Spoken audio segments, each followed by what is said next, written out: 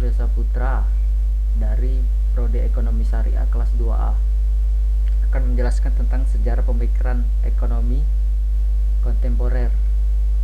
Pemikiran ekonomi Islam adalah respon para pemikir-pemikir muslim terhadap tantangan-tantangan ekonomi pada masa mereka. Pemikiran ekonomi tersebut diilhami dipandu oleh ajaran Al-Quran dan Sunnah.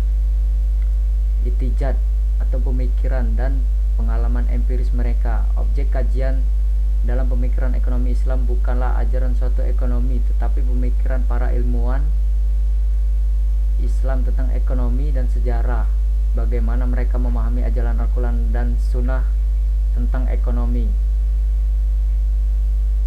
Adapun pendapat dari para pemikir ekonomi kontemporer, yaitu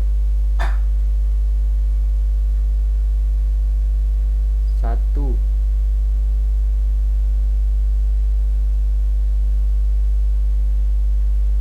Muhammad Abdul Manan.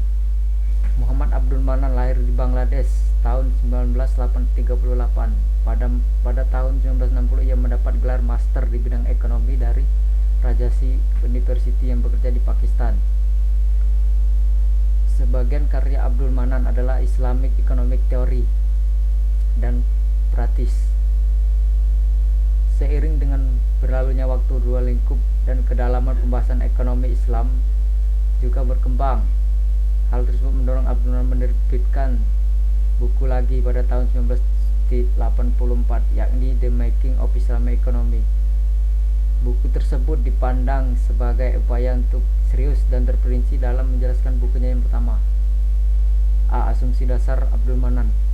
Pertama, Manan tidak percaya kepada harmony of interest yang terbentuk pada mekanisme pasar seperti teori Adam Smith.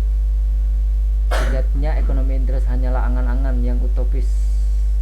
Pada dasarnya setiap manusia mempunyai naluri dan menguasai yang lain. Kedua, penolakan pada Marxis. Teori perubahan Marxis tidak mengarah pada perubahan yang lebih baik. Ketiga, Manan menyebarkan gagasan perlunya melepaskan dari paradigma kaum neoklasik positif dan menyatakan bahwa observasi ditunjukkan pada data historis dan wahyu. Keempat, Manan menolak gagasan kekuasaan produsen dan kekuasaan konsumen. Kelima, dalam hal pemilikan individu dan swasta, Manan berpendapat bahwa mengizinkan bahwa pengisi sepanjang tunduk pada kewajiban moral dan etik. Ciri-ciri dan kerangka institusional. 1. Kerangka sosial Islam. 2. Kepemilikan swasta yang relatif kondisional. 3. Mekanisme pasar didukung oleh kontrol, pengawasan dan kerjasama dengan perusahaan negara terbatas. C. Distribusi. Manan memandang kepedulian Islam secara realistis kepada si miskin. Demikian besar Islam menekankan bahwa distribusi pendapatan secara merata dan merupakan pusat berputarnya pola produksi. 2. Syed Nawab Haidir Nafki. Menurut Syed Nawab Haidir Nafki, ekonomi Islam berakar pada pandangan dunia khas Islam dan premis nilainya diambil dari ajaran-ajaran etik sosial Al-Quran dan Sunnah. Ekonomi Islam atau istilah lain orang menyebutnya dengan ekonomi Islam merupakan suatu sistem perekonomian yang diatur berdasarkan syariat Islam.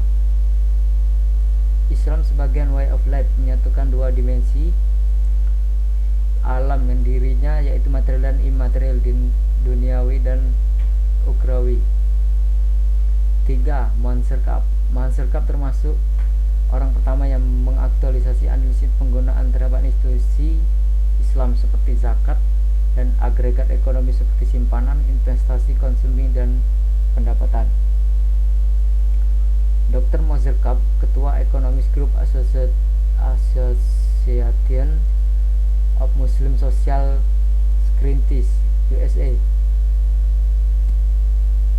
Asumsi dasar Kab tentang Islamic Man berbeda dengan ekonomi konvensional yang mengasumsikan